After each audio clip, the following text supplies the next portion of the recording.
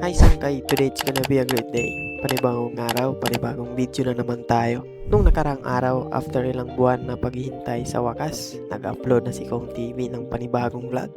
Ang title ng kanyang vlog ay Estasyon. Pinanood ko talaga ito mula starting hanggang sa ending. Simula nung nag-upload si Kong TV noong ika-29 ng October 2025. By the time I'm recording this video, meron na itong 7.7 million views. Grabe. Napakalupit talaga ni Boss Kong TV. Minsan lang mag-upload pero solid mga sangkay. At pagtingin ko sa comment section, meron na itong 32,000 plus comment na nag-comment. Grabe, ang lupit talaga. Kaya naman, naisipan natin mga sangkay na gawing challenge na basahin yung mga ilang na comments sa video na ito. So tara, umpisa na natin. Sabi sa nag-comment, Vlog of the Year, like sa agree. When the time is right, I the Lord will make it happen. Isaiah chapter 60 verse 22. Sabi ni Kel009, God says, Aaron, bumaba ka na. Nasa tamang istasyon ka na. That's really for him. Sabi naman ni Martin, a wrong train can take you to the right station. Ito naman yung sinabi ng isang netizen. Nasaraduhan siya ng pinto ng train.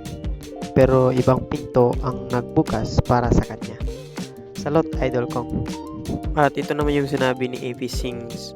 At once again, Sir Kong, pinatunayan mong ikaw talaga ang the best content creator. Matagal ka man mag-post, pero talaga namang kaabang-abang at may natututunan na maganda. Salamat, Kong. Ito naman yung sinabi ni Jonathan. Thank you for breaking the stigma, Sir Kong. As a jail officer, yan po ang gusto namin. Ang masabi sa community na lahat ng taong nagkasala ay deserve pa din ng second chance. Salot, Sir Kong. Maraming salamat. Sabi naman ni Zara, God's script is the best.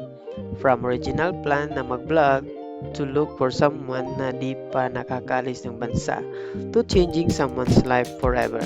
At yung kinomment ni Jared ay sinabi rin ni Kong sa kanyang vlog na alam ko na, nahanap na natin purpose natin ngayong araw.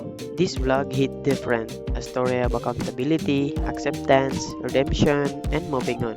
Ganda mo, yung sinabi ni Kong TV na pinagbayaran mo na, di ba? Tapos na.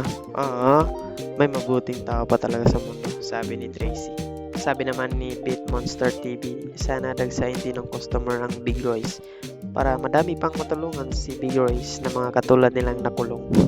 Sabi naman ni Question Mark, si Kong lang talaga ang nagpatunay na siya talaga ang GOAT na vlogger ng Pilipinas. Sabi ni Paulo, trabaho lang hinihingi at ipinalangin mo.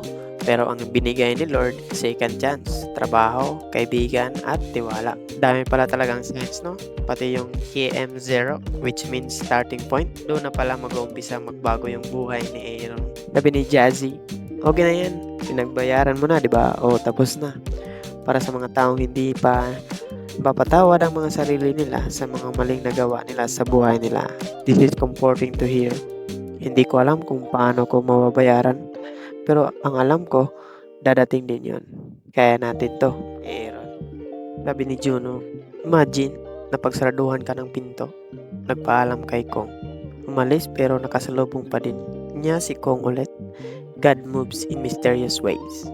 At sabi ni G-Wald Official, ang hirap ng pinagdaanan natin sa loob. Tapos sasayangan lang natin sa labas. This hits different. At sabi ni Nicole, ang minsan naligaw ng landas, hinatid ni Kong sa tamang istasyon. Sabi ni Dieter, biro nyo si Kong, komportable sa bahay, naka-aircon, magdamag, ang daming gadgets, may anak, buong pamilya. Pero isang araw naisip niyang lumabas, magpa-araw, maglakad ng napakalayo at mag-commute. Iba talaga si God pag gumawa ng plano. Everything happens for a reason. Lahat yan konektado. Hindi lang basta pumasok sa isip ni Kong na mag-vlog sa labas at bumalik sa back to zero vibe. Ginamit din siya ni Lord bilang instrumento. Praise God! Can't imagine gaano gumalaw si Lord sa buhay niya. Perfect place, right people. Nakakakilapot. Sabi naman ni Swayze Andre, give a man a fish and you need him for a day. Teach a man to fish and you feed him for a lifetime. Sabi naman ni Affectionate You, so genuine ang vlog na ito. Heart. At sabi naman ni Trox744, salute Big Royce. Kahit may background mga staff, they choose to give chance sa mga tao without holding any judgment. At ito naman yung comment ni Eliza. Ang galing kumilatis ni Kong ng tao. Talagang nafe-feel niya kung sino yung nangangailangan. Instrument talaga siya ni Lord para makatulong sa ibang tao. Ito dapat yun eh.